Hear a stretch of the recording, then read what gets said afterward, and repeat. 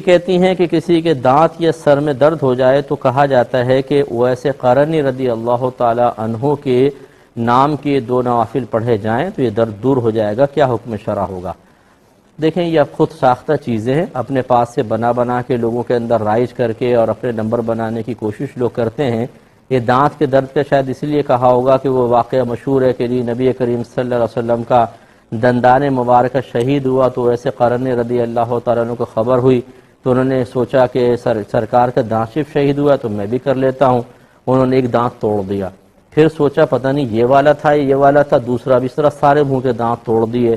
تو شاید اس نسبت سے کہا ہو کہ دانت میں درد ہو رہا ہے تو ایسے قرنی کے نام کے 2 رکعت نوافل پڑھ لو، لیکن اچھی طرح یاد رکھیں کہ یہ واقعہ ثابت ہی نہیں ہے، من گھڑت واقعہ، جھوٹا واقعہ ہے، اور عقلاً اور شرعاً دونوں طریقے سے اس واقعے کا انکار واجب ہے۔ عقلاً اس لیے کہ کوئی کتنا ہی عشق میں مبتلا ہو، ایک اینٹ مارے اپنے دانت کے اوپر تو سارا عشق ہوا ہو جائے گا، چاہے جائے کہ اپنے پورے دانت توڑ دے، ایسا کوئی عاشق نہیں ہوتا کہ وہ اتنے عالم وجد میں ہو کہ وہ دانت توڑتا چلا جائے اور تکلیف کا احساس ہی نہ ہو۔ اور سب سے حساس چیز ہوتی ہے دانت ٹوٹتا ہے، جب یہ اسکیلنگ وغیرہ آپ کروا رہے ہوں تو آپ دیکھیں کہ دماغ تک چوٹ پہنچ جاتی ہے اور اتنی تکلیف ہوتی ہے، تو یہ بعض کتابوں میں لکھا ہے واقعہ بالکل جھوٹا اور من گھڑت ہے، اس کو تو بنیادی نہ بنائے، تو یہ عقلاً بھی بنا اور شرعاً اس لیے کہ اپنے آپ کو اذیت اور تکلیف پہنچانا حرام ہے۔ یہ کہاں لکھا ہے کہ کسی کی محبت میں اپنے دانت توڑ دو، چاہے وہ نبی کریم صلی اللہ علیہ وسلم ہی کیوں نہ ہو، اپنے آپ کو تکلیف اور اذیت پہنچانا تو حرام ہوتا ہے۔ اور ویسے قرن رضی اللہ تعالیٰ عنہ جیسے تابعی کے لیے اسے گناہ کی نسبت کرنا یہ عشق اور محبت نہیں ہے، بلکہ یہ بے وقوف قسم کے لوگ ہیں جو ایسا کریں گے کہ ایک تابعی کی طرف گناہ کی نسبت کر رہے ہیں۔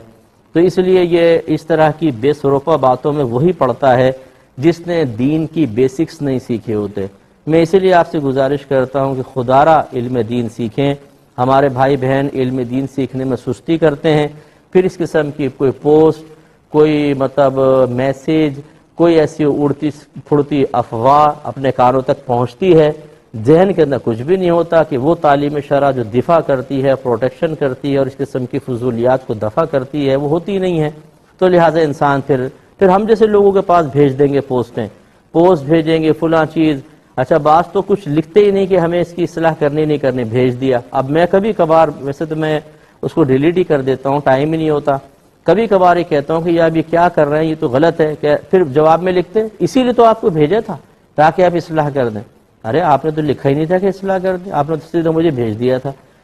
تو خلاصہ کلام یہ ہے کہ اس قسم کی باتوں کی طرف نہ جایا کریں، پہلے کسی سے اچھی طرح آپ پہلے علمی سیکھ لیں، سب سے بہتر چیز ہے، جو بیسکس ہیں وہ سیکھیں گے تو اس طرح کی بہت ساری خرافات سے بچیں گے، اور ورنہ پھر جیسے بھی آپ نے پوچھ لیا اس طرح کسی عالم سے پوچھیں تاکہ آپ اس طرح کے بے وقوفانہ کاموں سے بچیں۔ دانت میں درد ہے، سر میں درد ہے، سورہ فلق سورہ ناس پڑھ کر اپنے ہاتھ پہ دم کر کے پھیر لیں یا کسی سے دم کروا لیں، کسی اپنے محرم سے، انشاءاللہ اللہ تعالیٰ کرم فرمائے گا۔ یہ حدیثوں کے اندر الفاظ آئیں۔